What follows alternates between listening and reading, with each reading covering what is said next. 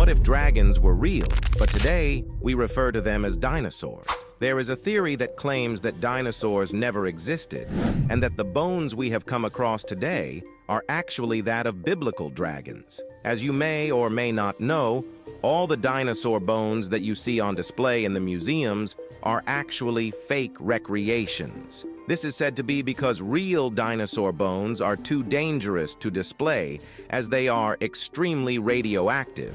It is thought that this is all a cover-up to hide the fact that dragons and other biblical creatures were real, therefore steering us further away from the truth of our world. The term dinosauria was invented by a man named Sir Richard Owen in 1842, but the first dinosaur to ever be discovered was in 1824 by a man named Buckland. When Buckland discovered this creature, he never used the term dinosaur, and he actually described what he found as a large, distinct creature that was significantly different to the modern reptile. Now, other descriptions of a fossil collection by William Devonshire Saul was described as a reptilian-like serpent creature similar to an iguana. This creature was mentioned in the Book of Enoch. Dragons quite a few times. 35 times, actually, dragons are mentioned in the Bible. That'd be a good quiz question. How many times are dragons mentioned in the Bible? You have to understand, the King James Version would not mention dinosaurs. Who can tell me why the King James Version would not mention dinosaurs? The name dinosaur hadn't been invented yet. King James Version translated in 1611, the word dinosaur made up in 1841. Obviously, they're not going to use a word that hasn't been invented yet. So they used the word dragons, which was used all through history. They're called dragons, and there are many books written about this, and literally thousands of legends of people talking about seeing dragons or killing dragons or somebody being killed by a dragon. The word dinosaur made up in 1841 by Richard Owen. Up until that time, they're known as dragons. Now, so to further add on to this video, I wanted to go over one of the apocryphal books called Bel and the Dragon. And by apocryphal, I mean this is one of the books you can find in the Apocrypha. The Apocrypha being a collection of books that were removed from the original 66 books of the Bible in the 1600s, because there used to be way more than 66 books in the Bible. But in the 17th century, the Catholic Church had certain books removed. Bel and the Dragon being one of those books that was removed.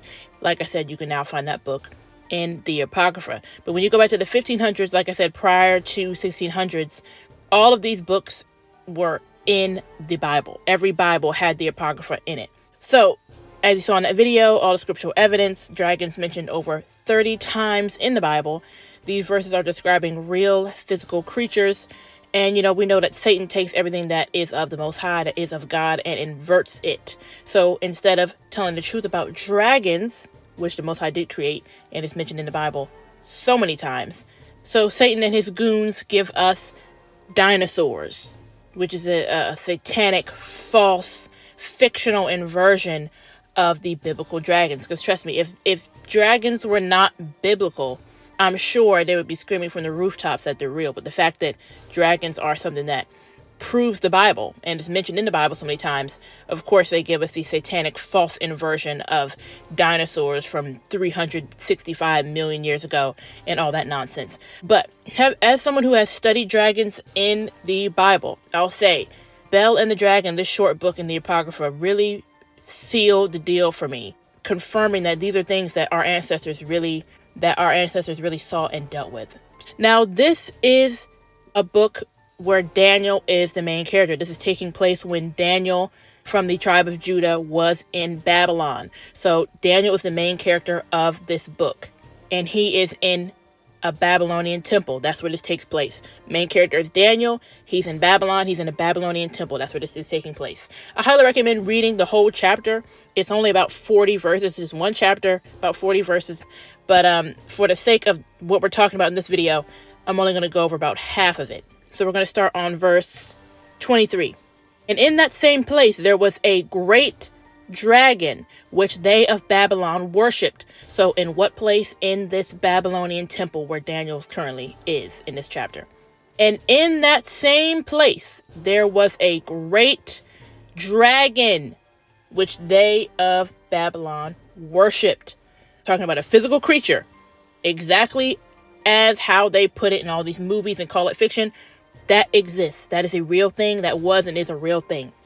And the king said unto Daniel, Wilt thou also say that this is of brass? Lo, he liveth, he eateth, and drinketh. Thou cannot say that he is no living God, therefore worship him. So, previously in this chapter, Daniel was just telling the king of Babylon that his idols were fake, that they don't eat, they don't drink, they don't breathe. He was telling him that all of his idols and statues, that they're not alive. So that's why the king of Babylon said to Daniel here about this dragon, Wilt thou also say that this is of brass? He liveth, he eateth, and drinketh. This is a real physical description of a real physical creature. The king of Babylon is saying that this dragon lives and eats and drinks. Thou canst not say that he is no living God, therefore worship him. Then said Daniel unto the king, I will worship the Lord my God, for he is the living God. But leave me, O king, and I shall slay this dragon without sword or staff. The king said, I give thee leave. So this dragon, it eats, it drinks. Now Daniel's saying he's going to slay the dragon. It's a living creature. Dragons are a real thing. And instead of this truth, the world and scientists and all these paleontologists and National Geographic gave you dinosaurs as a satanic fictional inversion of what they know to be true. So they say dinosaurs are the fact and dragons are the fiction, but in reality, dragons are the fact and dinosaurs are the fiction. Because Satan inverts everything. He mocks. Then Daniel took pitch and fat and hair and did seethe them together and made lumps thereof. Then he put it in the dragon's mouth. And so the dragon burst in sunder. And Daniel said, Lo, these are the gods ye worship. So Daniel killed this dragon with such ease and then turned to the Babylonians and say, see, this is what you worshiping. That can be killed by a man so easily. Verse 27, Then Daniel took pitch and fat and hair and did seethe them together and made lumps thereof. This he put in the dragon's mouth. And so the dragon burst in sunder, and Daniel said, Lo, these are the gods ye worship.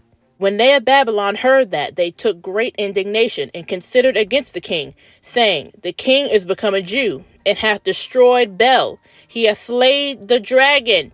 He hath slayed the dragon. Now come on. You really think they want us to know that we descend from dragon slayers? Daniel is from the tribe of Judah. Same tribe as Christ. Same tribe as David. You really think they want these Negroes in America to know that you descend from dragon slayers?